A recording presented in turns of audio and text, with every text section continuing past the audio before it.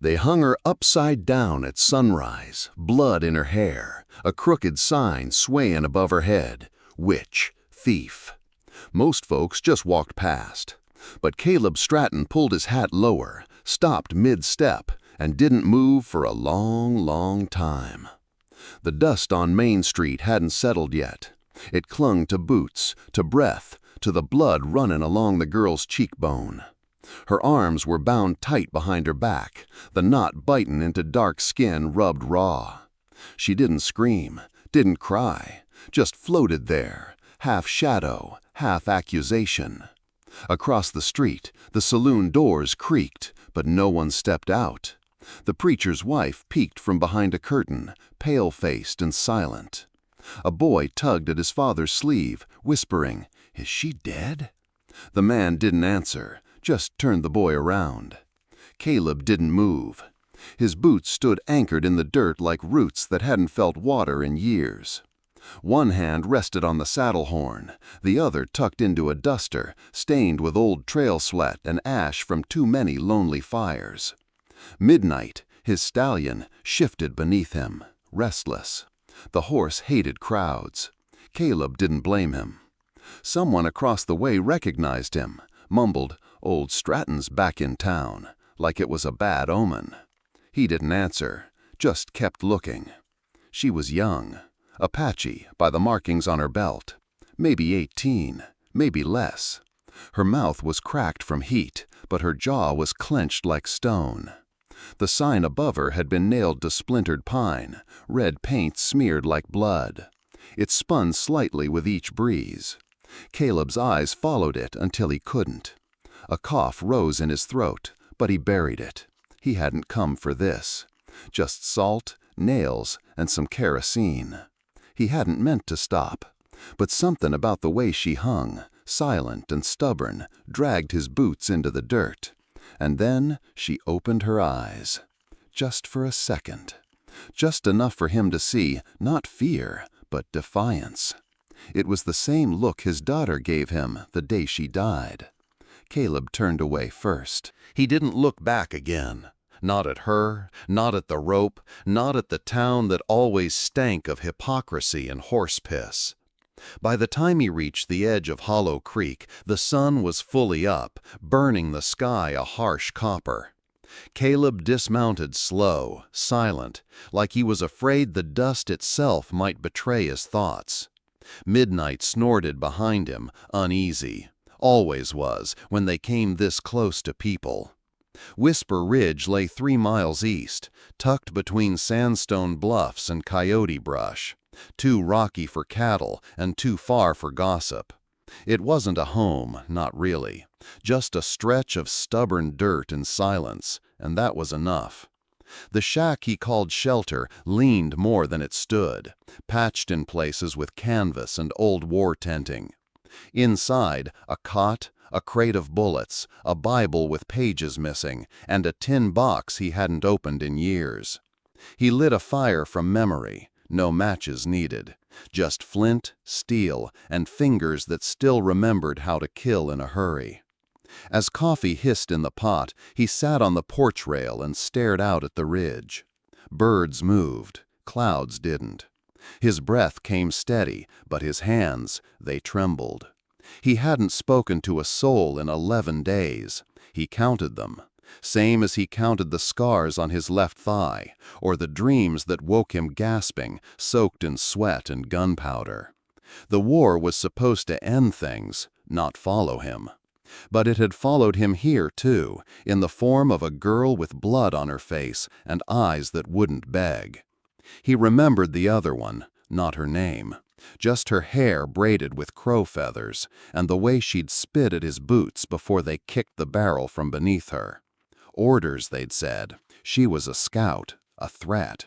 She'd been 16. That was 20 years back. He'd buried the memory deep, but not far enough. Because today, her ghost had looked at him again, wearing a different face. Caleb took a long drag from the tin cup, letting the burn settle into his chest. He told himself he wouldn't go back, but even he didn't believe it. The sign was still swinging when he came back. Not that anyone noticed. By then, the morning crowd had thinned, workers off to the mills, children dragged to the one-room schoolhouse. The girl was still hanging, motionless but breathing. Caleb saw it in the way her ribs lifted slightly, rhythm uneven like a horse ridden too far. He tied Midnight to the post outside the mercantile and walked past her this time, eyes forward. But the silence felt louder now. Every bootstep on the boardwalk echoed wrong, like the town itself was holding its breath. Inside the store, Mr. Halbrook greeted him without looking up. "Thought you were done with us," the old man muttered, weighing out salt.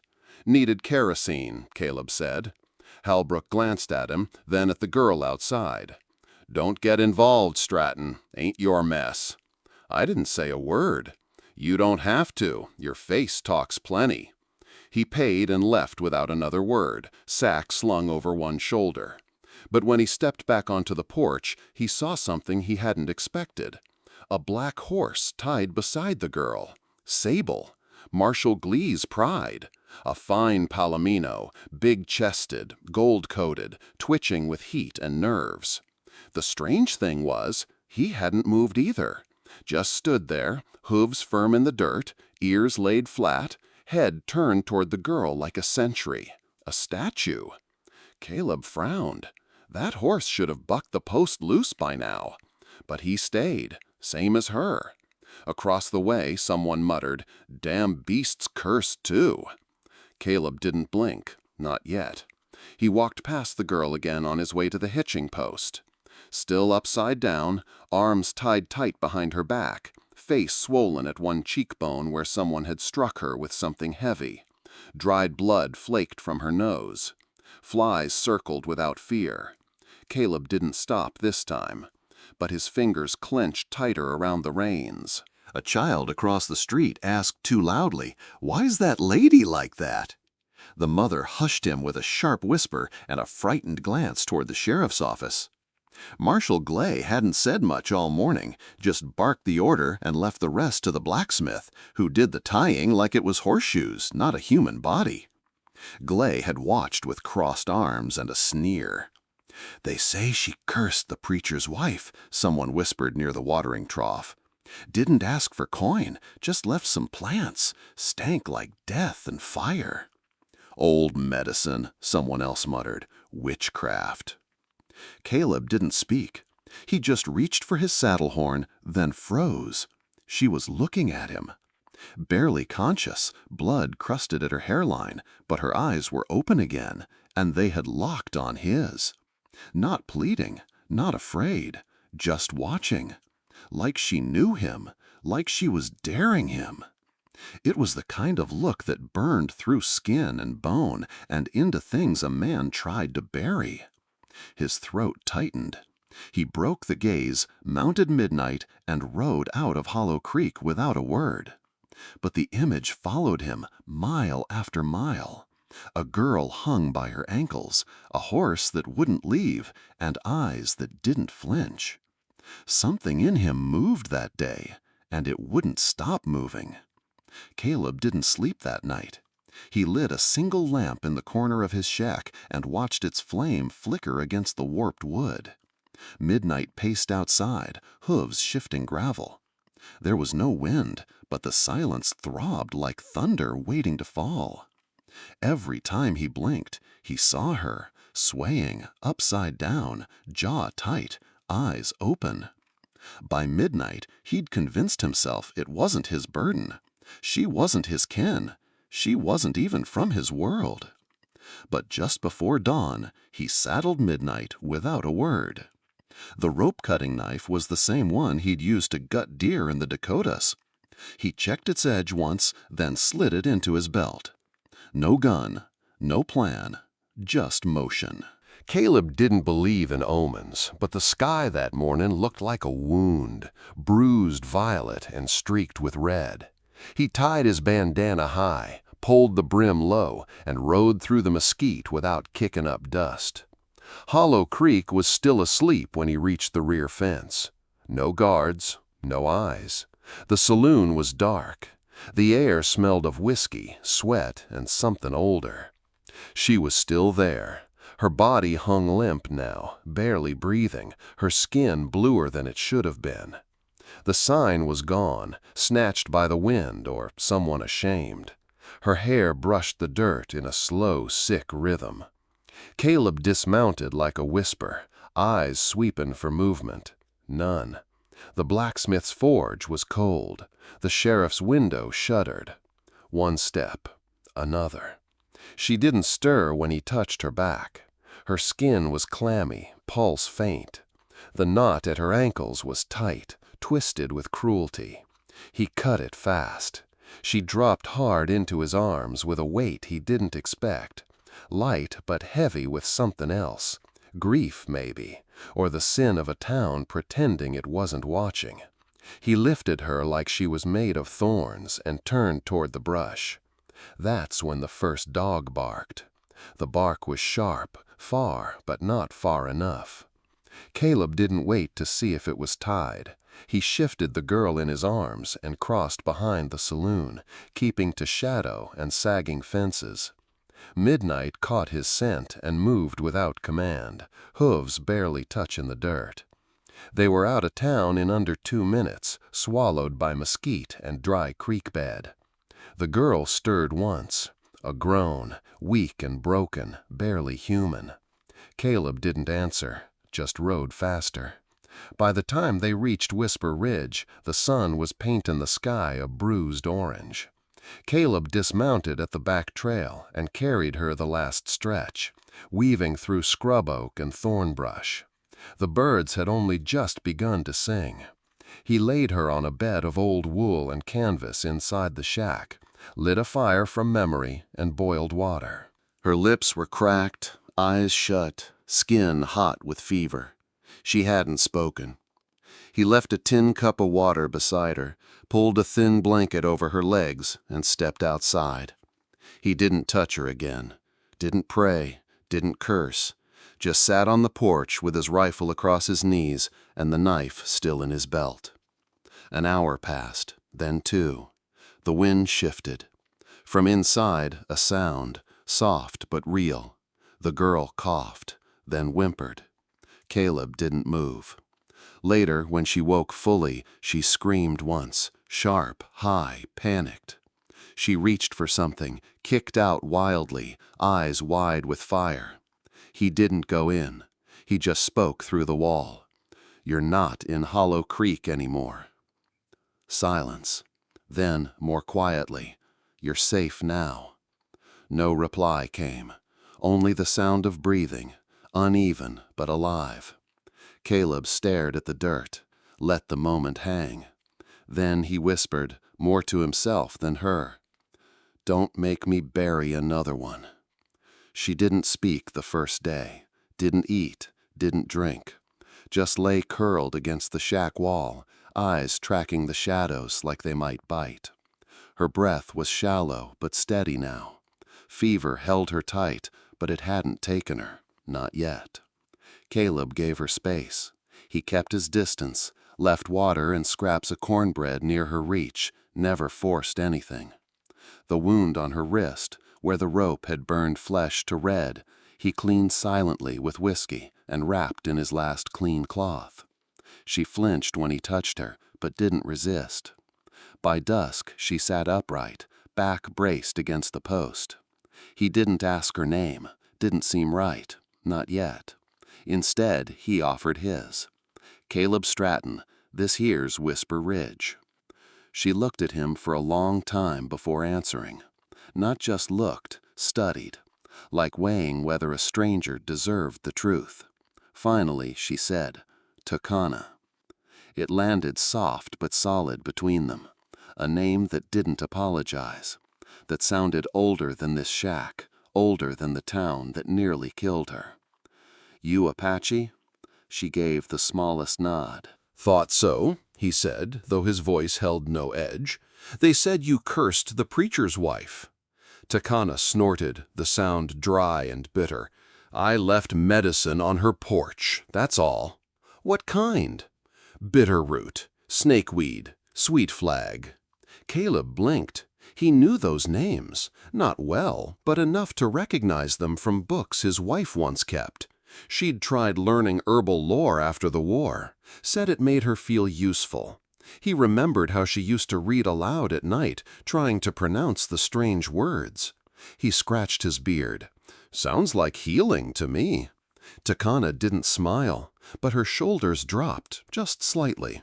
"I didn't ask for thanks," she said, eyes down. "Only hoped she'd live." Caleb looked at the fire, then at her bandaged wrist.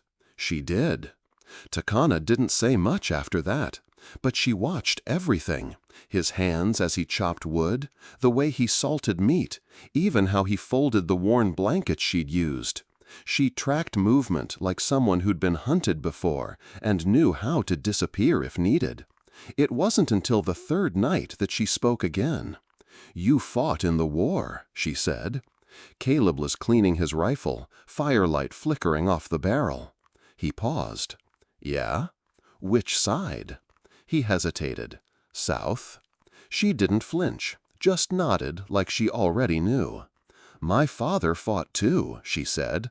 "Not in your war, in ours." There was no bitterness in her voice, only memory.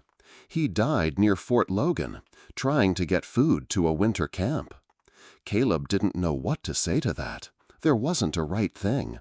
So he just said, "I'm sorry." She didn't respond. Later, as he stirred the pot of beans and bitterroot stew she'd shown him how to make, she asked, "You ever kill an Apache?" The question landed hard. He looked at her, then back at the pot. "Yes." She didn't ask how many, didn't scream or move away. She just said, "Then why help me?" He stirred slower, shoulders stiff. "Because the last time I looked away, I never slept right again." Takana said nothing, just stared into the fire. Then, almost a whisper, she added, "My name means she who listens to wind." Caleb nodded. Seems fitting. He didn't say it out loud, but something had changed. The way her eyes met his without fear. The way her fingers no longer curled around a stone while she slept. They weren't allies, not yet, but there was a silence between them now, not of suspicion, but of something growing, fragile, real, like the wind before a storm neither of them could name. The wanted poster showed up by morning, tacked crooked on the saloon wall, damp from dew and already curling at the corners. A crude sketch, dark hair, narrow face, bound hands. Beneath it, in bold black ink, "Wanted, aid or abetment in the escape of a witch. Reward, $50, dead or alive. Authorized by Marshall J. Glay, Hollow Creek." It didn't take long for word to spread. The town that hadn't lifted a finger to stop her hanging now bristled with new energy. $50 was enough to turn cowardice into ambition, especially for men who liked hunting things that couldn't shoot back. By noon, 3 bounty riders rode out of Hollow Creek, well-armed, mean-eyed, and half-drunk on righteousness. Behind them, rumors moved faster. She hexed the preacher's wife. Glay said she whispered in tongues. She's got a man helping her now, a white one. That last part hit harder than the rest. Whisper Ridge had always been left alone, too rocky, too quiet, too owned by a man no one wanted to deal with. But now it was a target. Caleb saw it coming before the dust rose on the horizon. He found Takana gathering water near the ravine. She looked up when he approached, reading his silence the way others might read a telegram. "They're coming?" she asked. He nodded. 3 riders, maybe more later. She wiped her hands on her skirt. "I can leave." "No," he said, too quick, then steadied. "You wouldn't get far." "Not in your state. I'm stronger than I look. I know," he glanced toward the trail, "but so are they." Takana didn't argue, just stood a little straighter. Caleb watched her for a long beat, then he said, "We'll move camp deeper in, through the back trail. There's a split canyon they don't know." "And after?" He adjusted his hat. After, we see who's still standing. By sundown, the canyon swallowed them whole. It wasn't much of a hiding place. Narrow, dry, the kind of split earth that funneled sound and heat in strange directions. But Caleb knew every turn of it. He'd camped here in younger years, when the war was still fresh and silence had been his only friend.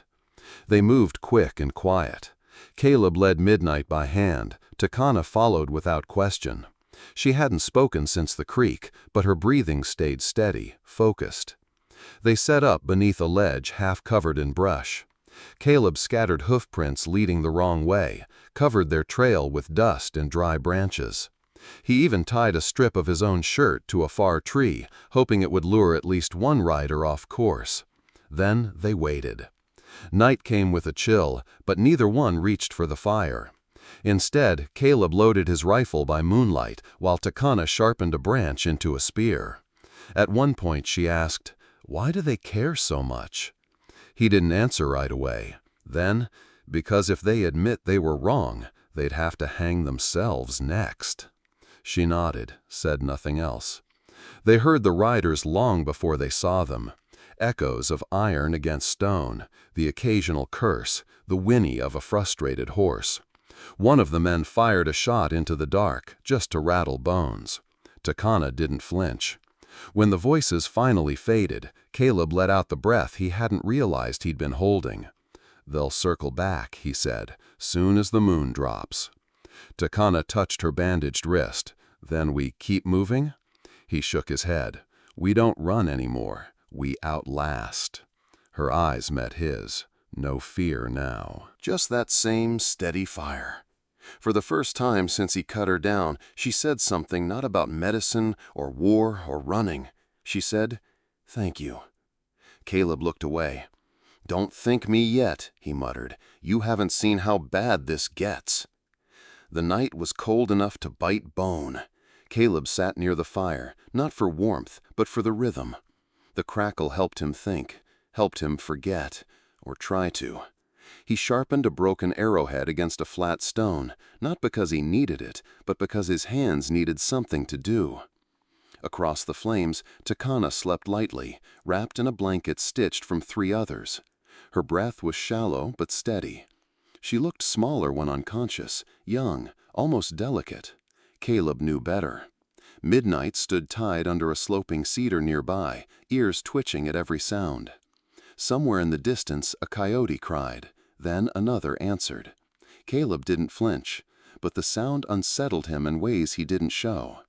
He reached inside his coat and pulled out the old tin box. It creaked when opened. Inside were things he hadn't touched in years, a locket, a rusted wedding ring, and a folded piece of parchment, yellowed, brittle. He unfolded it. It was a military pass, handwritten, signed in red ink. Permission granted to execute suspected hostiles, no trial necessary. He stared at the name below, his own signature, crude, confident. Younger hands had written that, but it was still his ink. He'd buried this memory under dirt, under silence, under years of fencing and whiskey and quiet. But it clawed back now, sharp as a bayonet. "I didn't know her name," he whispered. Takana stirred but didn't wake. "She was young," he continued, voice low, talking to fire, to ghosts, to himself. "Too young. She wouldn't beg, just stood there, and I—" He couldn't finish. His grip tightened around the parchment. Then he tossed it into the flames. It curled, hissed, blackened. The fire didn't care about apologies. When he looked up, Takana's eyes were open. She'd heard everything, but she didn't speak, didn't move. She just held his gaze, long, unblinking, and without hate. That silence cut deeper than judgment ever could, and still it held him.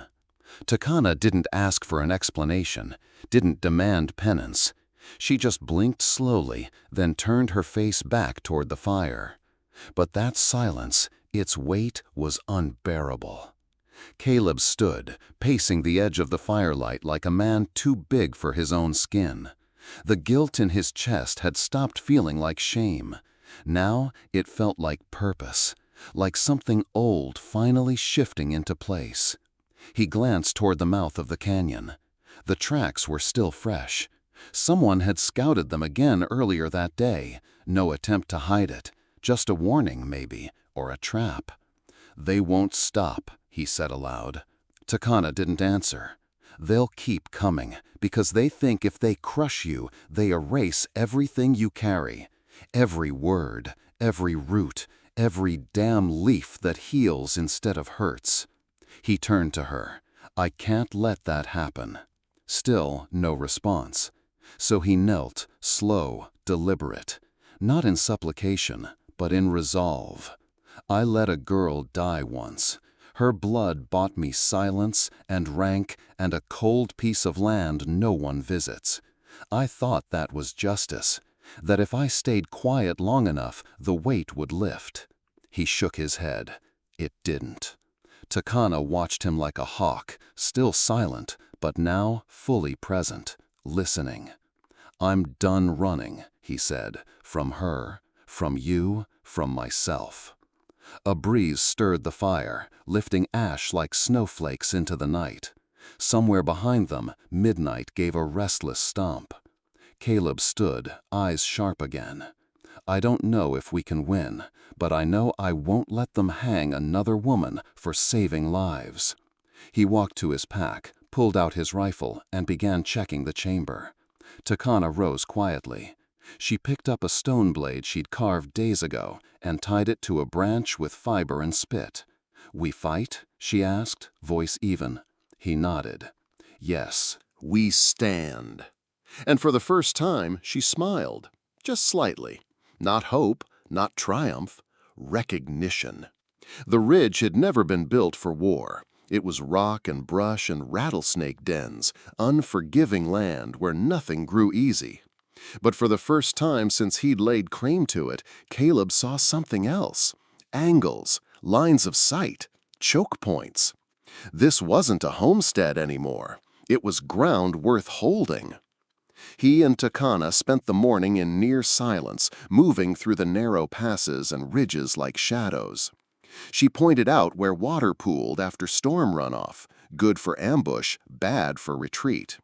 He mapped the canyon's curves with soldier's eyes, calculating distances between cover and exposure. They worked like they'd done this before, though neither spoke about how they knew what they knew. Takana reinforced a narrow choke with jagged rocks hidden beneath sand. Caleb stacked wood just out of view, soaking it in oil, ready to light if they needed smoke. He built a shooting perch above the camp using an old fence rail and burlap. It wasn't perfect, but it would buy them seconds. Sometimes seconds were all you got. Every task was purposeful, quiet, and fast. There was no time to waste. Word would spread that the trail had gone cold, and then Gurley would come himself. By mid-afternoon, a raven circled once overhead. Takana stopped moving. Caleb watched her body tense like a tree reading wind. "They're closer," she murmured. He didn't question it, just nodded. Back at camp, Caleb took stock of supplies. Not much left. 2 cartridges, a worn knife, some jerky, a flask of stale water. Not enough for a stand. But it wasn't about winning now. It was about refusing to crawl again. He wiped sweat from his brow, eyes scanning the horizon. The wind had changed. It smelled of ash and dust and something older, like dry blood on a church floor. Takana sat sharpening the bone tip of her spear. She didn't ask if he had regrets. She already knew the answer. By nightfall, Hollow Creek had already begun to murmur. Someone claimed they saw smoke curling from the far hills. Another swore the preacher's wife had begun coughing again, her lungs turning sour the moment the witch vanished. A few folks whispered of wolves howling outside town, though no one else heard them. But the loudest rumor came from the blacksmith's nephew. He said he followed tracks to the ridge and saw 2 shadows working the land like they meant to hold it. "Stratton's building something," the boy said, eyes wide. "Not a farm, a fort." Marshal Glay slammed his whiskey glass down when he heard it. "That bastard's harboring her in open daylight," he growled. "That's treason." "He's just one man," the deputy said. Glay turned slowly, face red with fury. "He's a man with a history, a killer turned quiet. I've seen what silence like that hides." He stepped into the street, voice rising with each word. "I want 10 riders at first light, armed, horses fed, and tell the preacher he gets his prayer circle ready. This time, we're ending it right." Back at Whisper Ridge, Caleb loaded the last of his cartridges with practiced hands. Takana sat beside a pile of gathered herbs, binding sage and wild mint into bundles with thin rope. She wasn't praying, she was preparing. "You think they'll burn us?" she asked calmly. He looked at her. "No," he said. "They'll try to make a point." She nodded. "Then we make ours louder." A silence passed between them, not born of fear, but of inevitability. This was no longer a rescue, no longer hiding. It was a stand. As stars broke through the clouds, Caleb hung a lantern on the outer post, not to guide anyone in, but to say one thing, clear as gunfire across a canyon. "We're still here. Come if you dare." The dust came first, rolling up the canyon in a slow-moving cloud that turned the midday sun the color of old brass. Caleb stood near the ridge's edge, a rifle across his back, arms folded. He counted silhouettes against the haze. 8 horses, maybe 10. At their center, unmistakable in his wide-brimmed hat and polished boots, was Marshal Glay. The posse came with torches unlit, rifles ready, and rope tied in perfect nooses hanging from their saddles. A message more than a threat. Takana stood just behind Caleb, barely visible behind the rocks. He'd told her not to move unless he called. Her presence was the reason this was happening, but she wasn't the one meant to bleed for it. The horses stopped 20 yards out, hooves kicking dust into the air. Glay dismounted slow, deliberate, like a man who wanted everyone to know he was in control. "Stratton," he called, voice sharp, "you've got something that don't belong to you." Caleb didn't flinch. "Ain't that what they said when you took land from the Shoshone?" A few murmurs from the posse. Glay's jaw tightened. "I'm not here to argue history," the marshal snapped, "just here to enforce the law." Caleb took one step forward, hands raised, empty. "Then state it plain. You plan to kill her?" Glay smirked. "Not kill. Bring her back. Let the preacher and the town decide. Fair and righteous." "The same fare you used last time?" Caleb nodded toward the noose hanging from Glay's saddle. "That's not law. That's spectacle." Glay didn't answer. He turned to the others behind him. "Take them both. Alive if you can. Hang them if you must." The rifles came up. Takana stepped from behind the rocks. Caleb didn't move. He simply said one word, loud and level. "No." The silence after that word was louder than gunfire. No one moved. Even the horses seemed to sense the shift in air. Tense, electric, like a thunderhead about to split open. Caleb stepped down the rocky slope slowly, hands still raised, stopping between the posse and Takana. "She's not a criminal," he said. "She's not a witch. She's a healer. She saved lives in your town, more than you ever did." "Move," Glay barked. "This is your last chance." Caleb didn't. "You want her?" he said, voice gravel thick. "You go through me. You hang me first." Glay's hand twitched towards his pistol, but didn't draw. He wasn't sure, not yet. The posse behind him shifted, unease creeping in. Caleb reached behind his back, not for his rifle, but for something smaller. He pulled it out slowly and held it up for them all to see. The old wooden sign. Witch, thief. Faded red letters, still stained with dust and dried weather. He looked at it for a moment, then tossed it onto the ground between them. The wood cracked. "You want justice?" he said, staring straight at Glay. "Hang this instead. See if it bleeds." From the ridge, Takana stood unmoving, wind tugging strands of her dark hair like smoke. "Or," Caleb continued, "you take another innocent, just like we did in the war.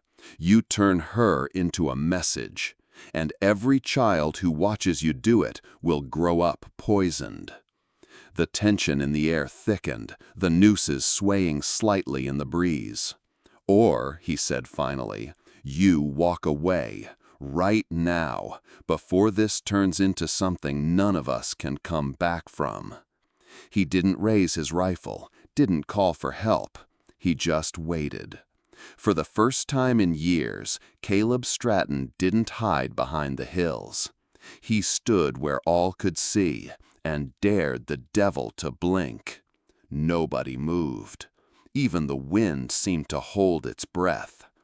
Caleb bent down, picked up the broken sign once more, the one that had condemned Takana without a word of defense. He turned it over in his hands, then looked straight at Glay, and then at the faces behind him.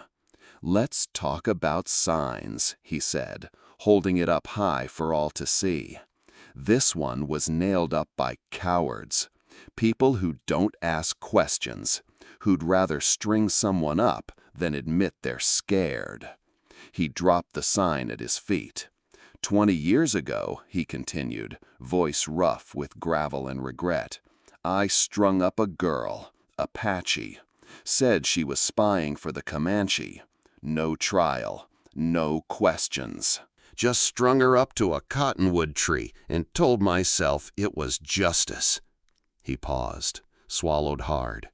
It wasn't. A whisper moved through the crowd. One of the younger riders looked down at his boots. "I see her sometimes, at night," Caleb said. "Not her face, just her feet, swaying. That's the price you pay for killing the wrong person." He turned, motioned Takana forward. "She saved me. I was sick, infection from an old wound. She cleaned it, without asking anything. She could have let me rot." Takana stepped into full view now, no longer hiding. "She helped your town, your children, and for that you strung her up like a trophy." He pointed again to the sign. "That's your truth. Now you get to decide if you're proud of it." Glay's lips curled. "You done confessin', rancher?" Caleb stared him down. "No, I'm just getting started." Caleb stepped closer, eyes sweeping across the faces before him, neighbors, ranchers, even a few boys he once taught to ride. "You want to hang me too?" he asked, voice rising. "Then do it, but don't pretend it's justice." He turned slowly, exposing his back to them all. No gun in hand, no defense. "I'm not asking for mercy. I'm asking for memory." Silence. Only the wind responded, brushing dry grass against worn boots. "Look at me," he said. "If you still think she's the threat, if you still think this is what makes you righteous, then pull your damn trigger." Nobody moved. Takana stood tall behind him, her shoulders square, chin lifted. For the first time since being dragged to that saloon post, she wasn't hiding or flinching. She was watching. Glay's jaw clenched. "You think guilt makes you right?" "No," Caleb said, "but silence makes you wrong." He turned back around slowly. This town used to believe in its own myths, that salvation came from punishment, that fear made order. He pointed at Takana. "But she healed without permission. She broke your story, and you hated her for it." The crowd shifted, unease rippling like heat through the canyon air. "I can't change what I did 20 years ago," Caleb said, voice now soft but steady. "But I can damn sure make sure it doesn't happen again. Not here, not now." He drew a long breath. So I stand here, not for absolution, not for pride, but so that next time someone screams witch, maybe someone else says, prove it. Glay stepped forward, hand on his revolver. But now he was the only one moving. Glay's hand hovered at his holster, veins taut on the back of his knuckles. His eyes flicked from Caleb to Takana, then back again. For a second, it looked like he might draw. But before he could, a voice rang out from the crowd. "She saved me!" All heads turned. It was Jory Bell, the blacksmith's boy, no more than 17. His hair stuck flat to his forehead from sweat. He held something in his hand, a worn pouch of herbs wrapped in deerskin, tied with a strip of red cloth. "I had fever, burnin' up. My ma said I'd die by morning." He stepped forward. "She gave me this, didn't ask for nothin', just said it would help." Glay turned sharply. "Boy, back off." Jory didn't move. "You said justice. I say this is it." Another voice followed.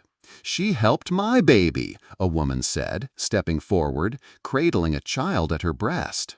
"He was choking, couldn't breathe. No doctor in town would touch him." She reached into her pocket and placed a small chunk of cornbread at Takana's feet. "She didn't ask what church I went to. She just helped." Takana didn't move. Her eyes shimmered, but she stood silent. One by one, others stepped forward. An old man with a crooked back. A woman missing a hand. A rancher who'd once cursed anything Apache. "She mended my wife's leg after she fell from the hayloft. She stopped my father's bleeding when we were ambushed. She didn't have to help, but she did." And suddenly, Caleb wasn't standing alone anymore. Glay's grip on his revolver loosened just slightly, uncertainty flickering across his features. Then came old May Whitlow, widow of the mine foreman, slow on her cane, but fierce in voice. "She cured the gangrene in my foot," May said, eyes fixed on the marshal. "Saved me from losing half my leg and my life." She jabbed her cane toward him. "I don't care what scripture you quote. You try to hang that girl, you'll have to string me up first." More murmurs, then full words, then feet shifting, toward Caleb, not away. One man lowered his rifle, another tossed his noose to the dirt. "Marshal," someone called from the rear, "you sure you're still speaking for this town?" The question hung heavier than any bullet. Glay looked around, expecting nods of loyalty.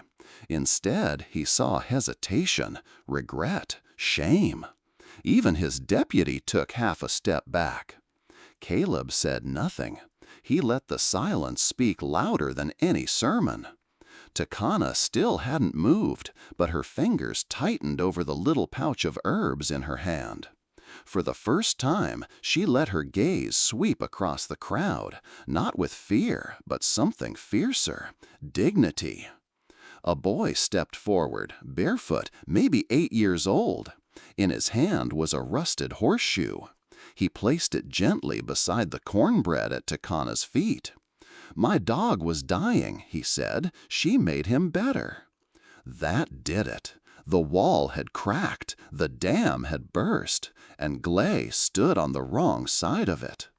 Glay's face twisted, anger, confusion, something deeper, fear. "You've all gone soft," he spat, backing away a half step, "listening to a damn witch and a broken war dog." No one followed. He turned towards his deputy. "Reese, grab her. We finish this now."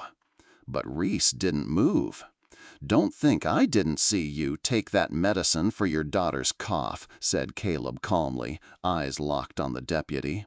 "Takana gave it to you, free." Reese looked down.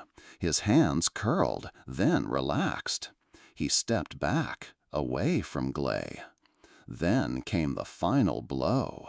A grizzled old man, hat low, gray mustache like a curtain, limped forward. Ex-cavalry, judging by the faded sash tied around his belt. He pointed a gnarled finger at Glay. "I remember you," he said, "Camp Red Hawk. You sold whiskey rations meant for the wounded, let men die for profit." Gasps rippled through the crowd. Glay's mouth opened, then shut. "You want to talk about justice?" the old man growled. "Let's start with who really needs hanging." Nobody stepped to defend the marshal. Caleb turned to go, placing a gentle hand on Takana's shoulder. She hesitated, then followed. No applause, no fanfare, just silence. Behind them, the posse stood still.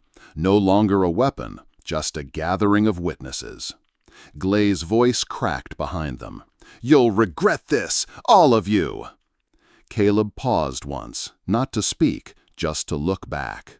One final glance. Then he turned, leading Takana down the hill, and left Glay standing alone, surrounded by the weight of his own shadow. The first stones were laid in silence. No speeches, no prayers. Just Caleb, Takana, and the sound of wind sweeping through Whisper Ridge as they stacked old lumber, hung salvaged lanterns, and fashioned a long table from wagon wheels and cedar. They called it the Circle Station. It wasn't a clinic, it wasn't a church, and it wasn't a ranch anymore, though horses still grazed in the back pasture. It was something new, something this land hadn't seen before. A place where white settlers, Mexicans, Apaches, and even outlaws found their way when no one else would take them in. Where stranger didn't mean enemy. Where wounds were washed, not judged. Takana worked under the arbor she built herself, her healing satchels now neatly lined along the shelves Caleb carved. People came with fevers, cuts, memories too painful to name, and she tended them all with the same quiet grace. No chanting, no smoke, just hands that knew pain and how to unweave it. Caleb kept to the perimeter, fixing fences, feeding mouths, building benches. He rarely spoke unless asked, but when he did, people listened. The man once feared as the ghost of the ridge now welcomed children into his barn, taught them how to shoe horses and mend saddles. The first to return was a man from town who had once spat near Takana's feet. He came back with a sick baby in his arms, said nothing, just handed the child over. Takana didn't blink. She cradled the infant and got to work. Later, that man returned with firewood, then with bread. Then, one morning, he just stayed. Others followed. Whisper Ridge, once just a patch of rocky silence, bloomed with tents and stories. Women whose husbands had vanished in the war. A boy who stuttered so badly no school would take him. Even a former bounty hunter with a shattered knee now swept floors and taught others how to track, but not to kill. And what of Glay? Stripped of his badge, shamed by his own deputies, he left Hollow Creek one dawn without a word. Rumor said he tried to settle farther east, but justice has long legs, and eventually it caught up with him. Takana never mentioned his name again. But on one dusty wall inside the Circle Station, she pinned a scrap of paper torn from an old wanted poster. Which thief? It stayed there, not as bitterness, but as proof that healing is not forgetting. It's surviving loud enough to never be erased. Caleb never liked crowds. Even now, with laughter spilling from the garden and children chasing chickens through the dusk, he sat off to the side, whittling wood, watching. But something had changed. He didn't flinch when people came near. He didn't reach for the rifle hanging by the barn door. He didn't hide his scars anymore. One evening, Jory Bell arrived carrying 2 bundles, one of dried herbs, the other of books. He stood at the gate, unsure. "I ain't good with ladders," the boy muttered, "but I want to learn what she knows. I want to help." Caleb took a moment, then nodded. "Then you start by sweeping the porch." And that's how it began. Within weeks, Jory was shadowing Takana, learning which leaves cooled a fever and which roots could draw out poison. He fumbled, burned a pot or two. But Caleb never raised his voice. He just handed him another pot and said, "Try again." The ranch, once ruled by silence and the sound of hooves, now echoed with lessons. 3 women from a nearby Mescalero village came to stay, one elderly, one mute, one barely 15. They taught Takana their chants, she taught them herselves. Caleb built extra bunks in the hayloft. No longer just a station, it was becoming a sanctuary. Sometimes, in the quiet before dawn, Caleb would walk past the corral and hear voices. Jory laughing, someone humming, the soft rhythm of Takana mixing herbs by firelight. And he would smile. The man who once thought himself too broken to belong now sat at the center of a gathering not built by blood or name, but by choice. He still spoke little, but when he did, it wasn't to explain himself. It was to welcome someone else in. Takana no longer flinched when people looked her way. Not because they'd stopped whispering, some still did, but because now, when they spoke, it wasn't out of fear. It was out of reverence. They called her healer. Children, too young to understand what once happened, came to her with scraped knees and questions. Old women brought seeds for her garden, wrapped in bits of cloth. And men who once crossed the street to avoid her now tipped their hats. But she had not forgotten. One morning, before the sun rose, Takana walked out to the edge of the station, the place where the old barn door hung on rusted hinges. She carried a hammer and a single, tattered piece of wood. The sign read, "Witch, Thief." She nailed it to the side of the barn, right beside the herb shelf. When Jory asked her why, she didn't answer at first.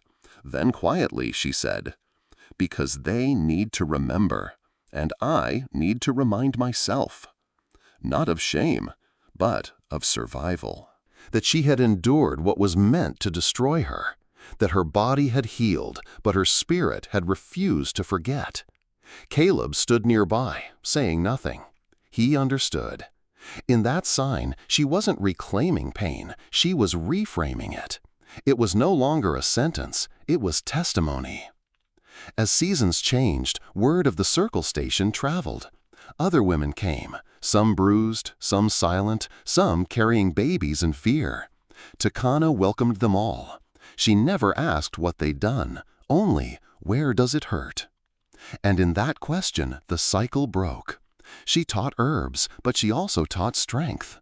She told stories by firelight, not just of healing, but of defiance, of standing still even when your knees trembled. And slowly, Takana became more than healer. She became history keeper, a bridge between two worlds, a living challenge to every man who had ever said, "That's just the way things are." One night, under a sky thick with stars, she whispered to Caleb, "They tried to name me witch and thief, but I am neither." He looked at her for a long time and answered, "No, you are light." Some nights, long after the fires had died down and the children had gone to sleep, Caleb would sit by the edge of the corral, staring at the stars. He no longer dreamed of the war, nor of the screaming, nor of the noose. Now he dreamed of herbs simmering in Takana's pots, of Jory laughing with a mouthful of biscuit, of horses galloping freely, untethered by fear. And sometimes, just before sleep claimed him, he saw his daughter's eyes again, but not in memory. In Takana's gaze, steady and unflinching. In the small hands of the girl from the Mescalero village, now practicing to bind wounds. In the boy who once couldn't speak, now reading aloud beside the fire. They were still here, not ghosts, but echoes carried forward. One evening, as the sun bled gold across Whisper Ridge, Caleb and Takana sat with a young boy newly arrived. His hands trembled as he reached for a jar of herbs. Takana smiled. Caleb leaned back, voice low. "Sometimes," he said, "justice doesn't come from a badge or a bullet." He looked at the boy, then out toward the open hills. "Sometimes it comes when one person just stands still when others run." Then he glanced at Takana. and stays. In today's world, we don't see witches tied to posts or gunslingers riding through town. But judgment, prejudice, silence in the face of injustice, they are still here. Sometimes we pass by someone suffering, on the street, in our schools, even at the dinner table, and we look away. Not because we're cruel, but because we're afraid to get involved. Because standing still while others run takes something rare. But that's exactly what Caleb did. He wasn't a hero by birth or by title. He was just a man who had lost too much. Until the moment he chose to stand still when the world demanded he moved on.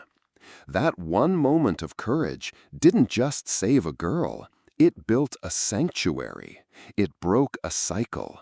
It gave others permission to believe again. And maybe that's the lesson we need now. You don't need a ranch or a rifle or a tragic backstory. You just need to be someone who stays. Stays when it's hard. Stays when it's uncomfortable. Stays long enough to make space for someone else to rise. Because justice isn't always loud. Sometimes it's quiet. Sometimes it's just presence. And somewhere out there, beyond the dust and pine of Whisper Ridge, another story is waiting. A young woman rides across the prairie with a pouch of herbs and a map drawn by hand. She's searching not for vengeance, but for someone once lost in the war. But the trail leads her to a man no one dares speak of. A man whose name was wiped from the ledgers, but whose truth may change everything. If that story finds you curious, then saddle up, friend. This channel is where legends rise, not from bloodlines, but from choices. Subscribe now and ride with us again as we uncover another true Wild West story.